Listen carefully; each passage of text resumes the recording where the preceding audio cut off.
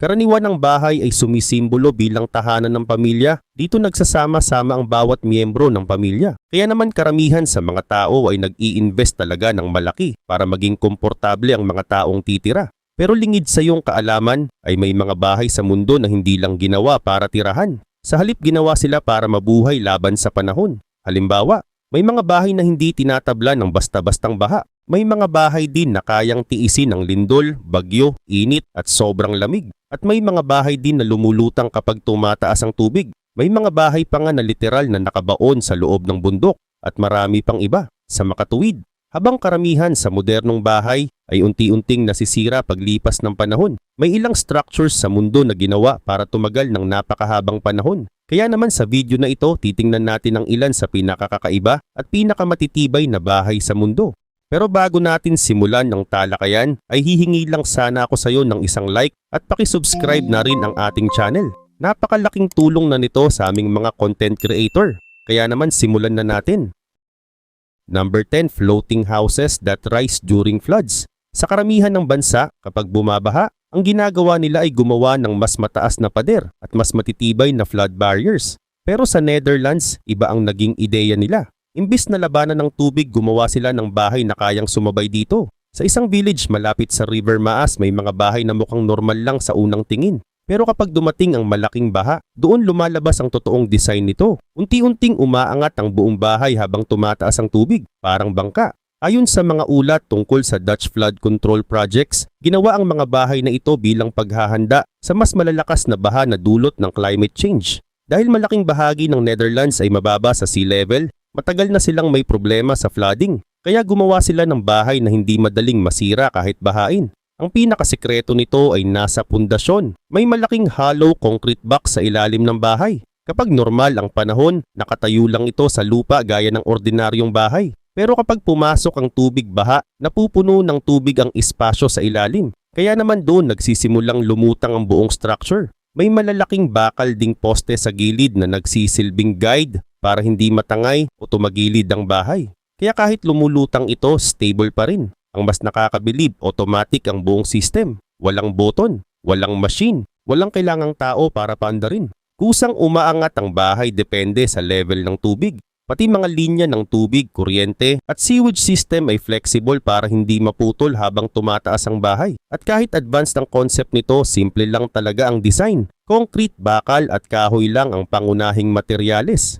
Wala itong komplikadong technology na madaling masira paglipas ng panahon. Kaya madali rin itong ayusin at i-maintain. Ayon sa ilang residente, mas kampante raw sila tuwing may flood warning. Dahil alam nilang hindi basta papasok ang baha sa loob ng bahay nila. Sa halip, aangat lang ang buong bahay kasama ng tubig. At dahil naging successful ang project na ito, may ibang flood-prone cities din sa mundo na nagsimulang pag-aralan ng parehong ideya. Kabilang dito ang ilang bahagi ng Bangkok, Jakarta, New Orleans at United Kingdom. Habang patuloy na tumataas ang sea level sa mundo, posible na mas dumami pa ang ganitong klase ng bahay sa future. Dahil minsan, ang pinakamabisang paraan para mabuhay laban sa kalikasan ay hindi pakikipaglaban dito, kundi ang pag-a-adjust.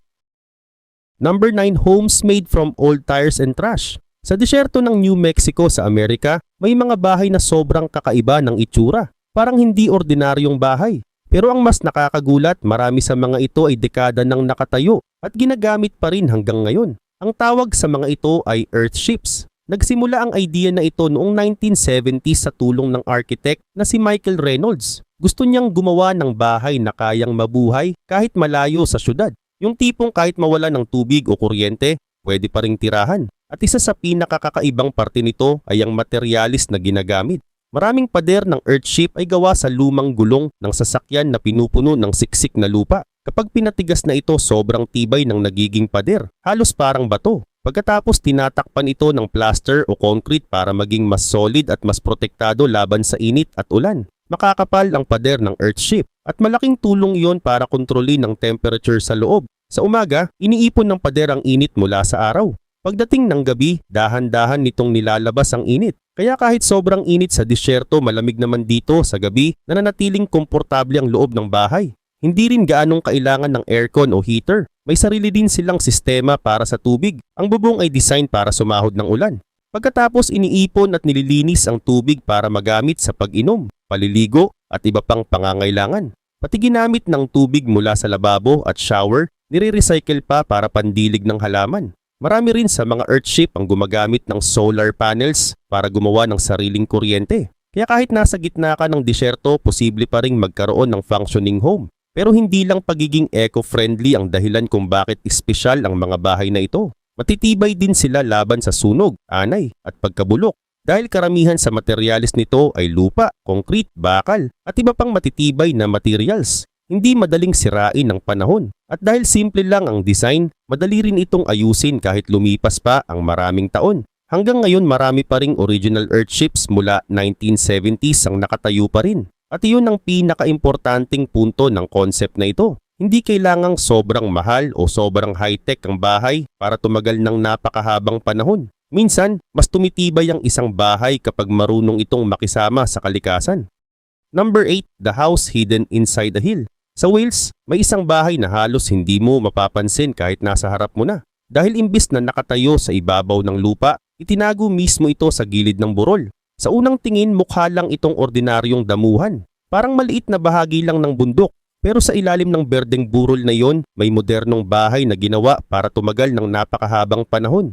Ang tawag dito ay Malator House. Nakumpleto ito noong 1998 sa Pembrokeshire, Wales. At hanggang ngayon isa pa rin ito sa pinakakakaibang halimbawa ng underground architecture sa Europe. Ang malaking dahilan kung bakit espesyal ang bahay na ito ay dahil halos nakatago ang buong structure sa ilalim ng lupa. Isang malaking oval glass wall lang ang halos nakikita mula sa labas. Ang ibang bahagi ng bahay ay natatakpan na ng lupa at damo at hindi lang ito design para magmukhang cool. May totoong purpose ito. Kapag nasa ilalim kasi ng lupa ang malaking bahagi ng bahay, mas protektado ito laban sa malalakas na hangin, ulan at sobrang pagbabago ng temperature. Parang natural shield ang mismong bundok. Makapal din ang pangunahing structure nito dahil gawa ito sa reinforced concrete at bakal. Kaya sobrang tibay ng pundasyon. Ang bubong naman ay natatakpan ng totoong damo at lupa. Malaking tulong iyon para mapanatiling malamig ang bahay kapag summer at mainit naman kapag winter. Kaya hindi ganong kailangan ng sobrang lakas na heating o cooling system. Mas matipid din ito sa energy. At dahil nakatago ang karamihan ng structure, mas kaunti rin ang direktang tama ng ulan, init ng araw at malalakas na bagyo. Ibig sabihin mas mabagal masira ang materials kumpara sa ordinaryong bahay na laging exposed sa panahon. Sa loob naman open space ang design nito. Hindi ito puno ng makakapal na pader at maraming hati-hating kwarto. Mas simple ang layout. At ayon sa mga architect, ginawa nila iyon para maging flexible ang bahay sa future. Mas kaunting pader kasi, mas kaunting bahagi rin ang pwedeng magkaroon ng problema habang tumatagal ang panahon. Isa pa sa pinag-isipan nila ay ang lokasyon. Hindi nila ito itinayo sa flood-prone area o lugar na madaling magkaroon ng landslide. Mahalaga iyon dahil kahit gaano katibay ang bahay, pwede pa rin itong masira kung mali ang lugar na pinagtayuan. At iyon ang pinakamahalagang idea sa likod ng Malator House. Hindi lang puro kapal ng concrete o tibay ng bakal ang sukatan ng long-lasting home. Minsan ang tunay na sikreto ay nasa tamang paghalo ng engineering at kalikasan. Dahil kapag marunong makisama ang bahay sa paligid nito, mas mataas ang chance na tumagal ito ng napakahabang panahon. Number 7.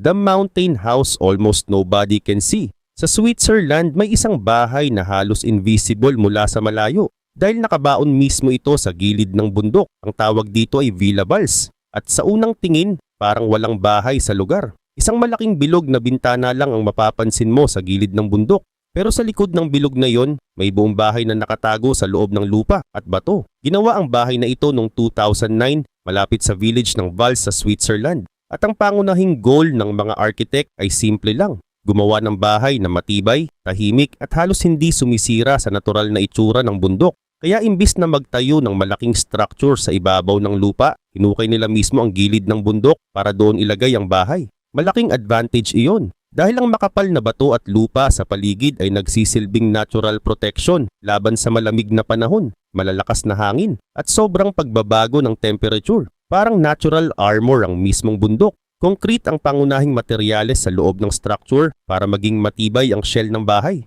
Pero dahil nakatago ito sa ilalim ng lupa, mas mabagal ding naaapektuhan ng ulan, araw at iba pang bagay na normal na nagpapabilis ng pagkasira ng mga ordinaryong bahay. Kaya mas kaunti rin ang maintenance nito habang tumatagal. At kahit underground ang bahay, hindi naman ito madilim. Ang malaking bilog na opening sa harap ang nagsisilbing source ng natural light. Doon pumapasok ang sikat ng araw at tanawin ng lambak sa labas. Simple rin ang interior design nito. Walang sobrang dekorasyon. Walang sobrang komplikadong layout. Halos lahat ng bagay sa loob ay ginawa para maging praktikal at pangmatagalan. At iyon ang dahilan kung bakit espesyal ang Villa Vals. Hindi ito bahay na ginawa para magpasikat. Ginawa ito para tumagal. Habang karamihan sa modernong bahay ay nakafocus sa itsura, ang bahay na ito ay mas nakafocus sa protection, efficiency at long-term survival. At pinapakita nito na minsan, ang pinakamatibay na bahay ay hindi yung pinakamalaki o pinakamamahalin, kundi yung bahay na marunong magtago at makisama sa kalikasan. Number 6, the house that turns into a fortress. Sa Poland may isang bahay na kayang magbago ng itsura sa loob lang ng ilang minuto. Kapag bukas ito, mukha itong modernong luxury home na maraming salamin at maluwag na space. Pero kapag isinara na ang security system nito, nagiging parang concrete bunker ang buong bahay. Ang tawag dito ay safe house. Ginawa ito sa Warsaw noong 2009 ng architectural firm na KWK Proms. At mula pa lang sa simula, malinaw na ang goal ng bahay na ito. Hindi lang ito ginawa para maging maganda. Ginawa ito para maging sobrang ligtas at matibay. Ang buong structure ay gawa sa reinforced concrete at bakal. Makakapal ang pader, matitibay ang frame. At halos bawat parte ng bahay ay may security purpose. Pero ang pinakakakaibang feature nito ay ang movable walls. May malalaking concrete panels na kayang gumalaw para tuluyang takpan ang mga bintana at entrance ng bahay. Kapag nagsara ang mga ito, halos nawawala ang lahat ng opening ng structure. Parang giant safe na gawa sa concrete. Pati ang balcony sa second floor ay pwedeng magsara at umatras papasok. Kaya kapag nakalock na ang buong bahay, sobrang hirap pasukin. Sa umaga naman, ibang-iba ang itsura nito. Nagbubukas ang mga panels. Lumalabas ang malalaking glass walls. Nagiging maliwanag at open ang buong bahay. May tanawin ng garden at natural light sa loob. Kaya kahit sobrang secure nito, pwede pa rin itong maging komportable para tirahan araw-araw. At hindi lang security laban sa tao ang iniisip sa design nito. Ginawa rin itong matibay laban sa malalakas na bagyo at ibang matinding kondisyon. May backup systems din ito para sa tubig at kuryente kung sakaling magkaroon ng emergency. Parang kombinasyon ng modern home at survival shelter.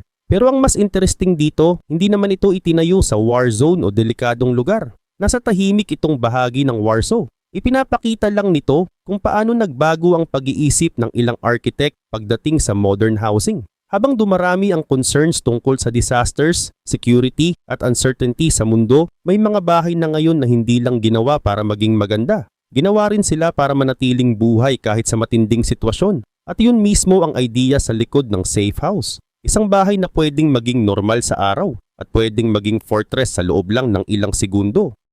Number 5, the dome house that survived massive hurricanes.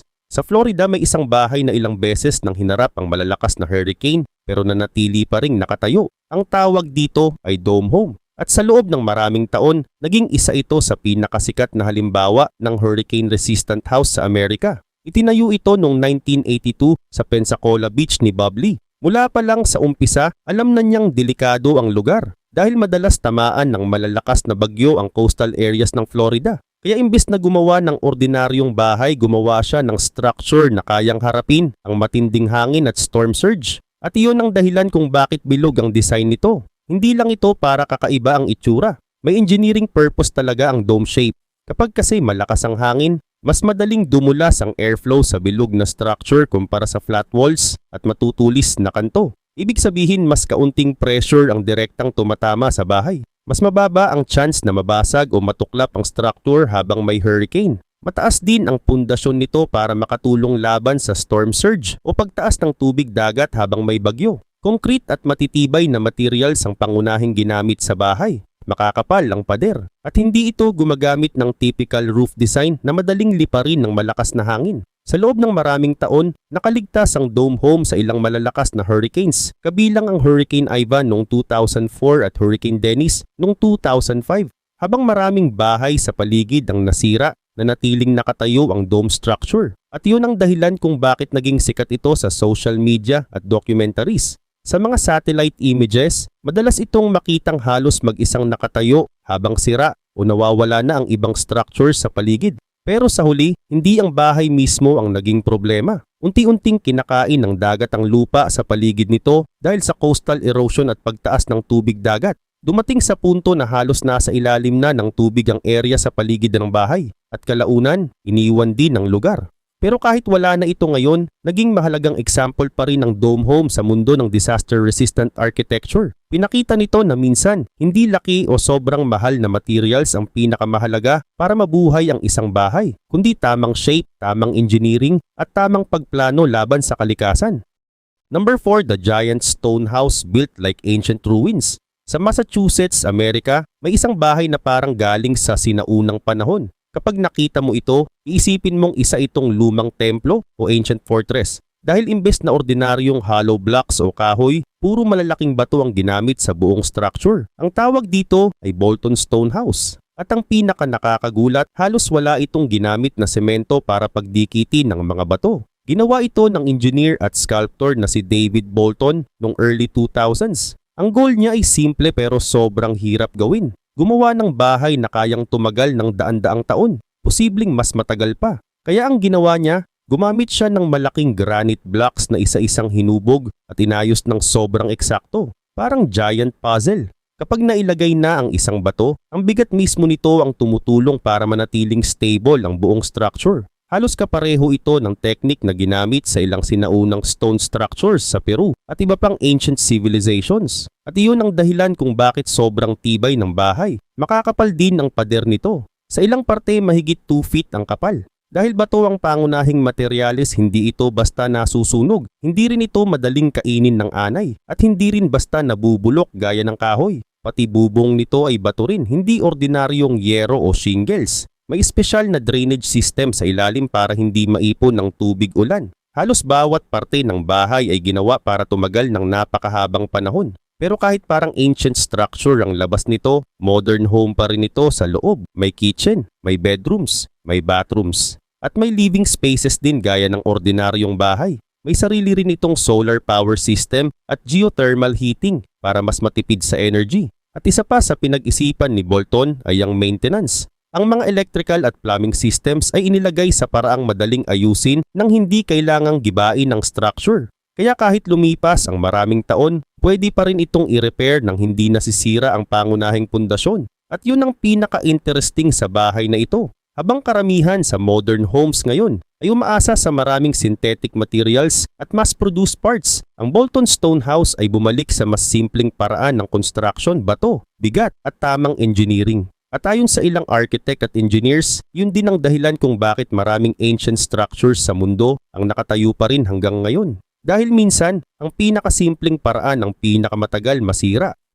Number 3, the slanted house built for earthquakes. Sa Italy, may isang bahay na mukhang tabingi sa unang tingin. Parang mali ang pagkatayo, parang hindi stable. Pero ang totoo, sinadya talaga ang kakaibang design nito at ang dahilan ay earthquakes. Ang bahay na ito ay bahagi ng project ng Italian research group na Homer. Ginawa ito matapos ang ilang malalakas na lindol sa Italy na sumira sa maraming bahay at buildings. Doon nila naisip ang isang malaking tanong, paano gagawa ng bahay na mas kayang mabuhay kapag lumindol? At imbis na gumamit ng normal na rectangular design, gumawa sila ng structure na pahilis ang frame. Parang nakatagilid pero may science sa likod nito. Sa ordinaryong bahay kasi, kapag lumindol, malakas ang pressure na tumatama sa mga kanto at joints ng structure. At kapag hindi kinaya ng isang parte ang stress, pwedeng bumigay ang buong bahay. Pero sa diagonal design na ito, mas pantay ang pagkalat ng puwersa habang gumagalaw ang lupa. Parang pinapakalat ng frame ang impact para hindi isang bahagi lang ang sumalo ng bigat. Ang pinakapundasyon nito ay reinforced concrete na may shock absorbers. Kaya may konting galaw ang bahay habang may lindol imbis na piliting manatiling sobrang tigas. At malaking tulong iyon para mabawasan ang chance ng pag-collapse. Magagaan din ang materialis ng walls nito pero matitibay laban sa sunog at init. At kahit modern ang design, practical pa rin ang buong concept. May solar panels din ito para magkaroon ng sariling supply ng kuryente. At dahil sa shape ng kisame at interior, mas maayos din ang airflow sa loob ng bahay. Kaya mas kaunti ang kailangan na air conditioning sa maraming panahon ng taon. Isa pa sa pinakamahalagang feature nito ay mabilis itong buuin.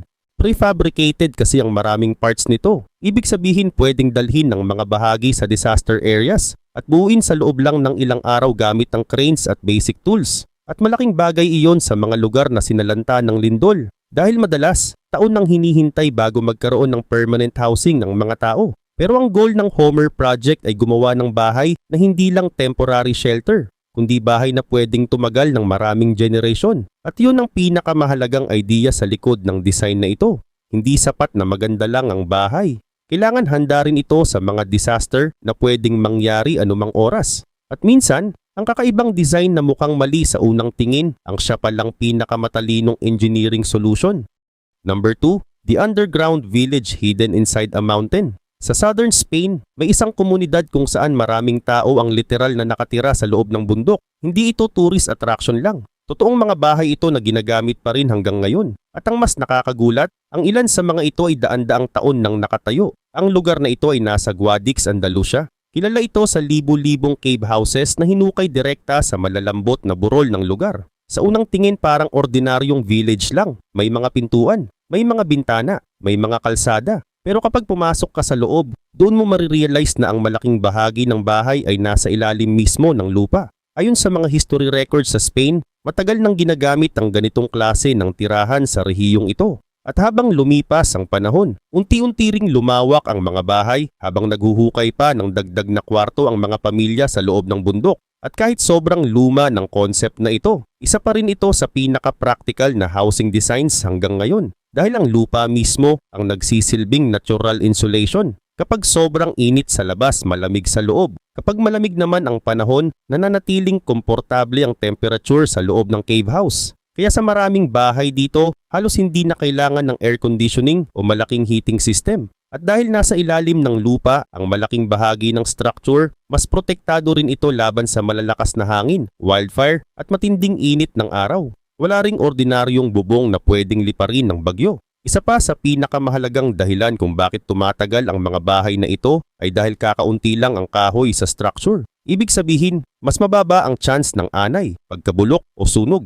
At dahil direkta mismong bahagi ng bundok ang karamihan sa pader, sobrang tibay ng buong bahay. Hanggang ngayon may libu-libong cave homes pa rin sa Guadix na ginagamit bilang tirahan. At ang ilan sa mga ito ay modernized na rin. May solar panels, may modern plumbing, at may updated electrical systems. Pero kahit walang ganoong upgrades ang ibang bahay, pwede pa rin silang tirahan ng maayos. At sa mga nakaraang taon, dumami rin ang interest ng mga architects at environmental experts sa mga cave homes na ito. Dahil habang naghahanap ang mundo ng mas climate-resistant housing, napansin nilang marami sa mga solusyon ngayon ay matagal nang ginagamit sa Guadix, natural insulation, passive cooling, natural ventilation, at paggamit mismo ng lupa bilang proteksyon. Mga simpleng idea na ginagamit na ulit ngayon sa modern green architecture. At yun ang pinaka-interesting dito. Habang maraming modern buildings ngayon ang mabilis masira o sobrang mahal i-maintain, itong mga bahay na literal na hinukay sa bundok ay nananatiling matibay matapos ang napakahabang panahon.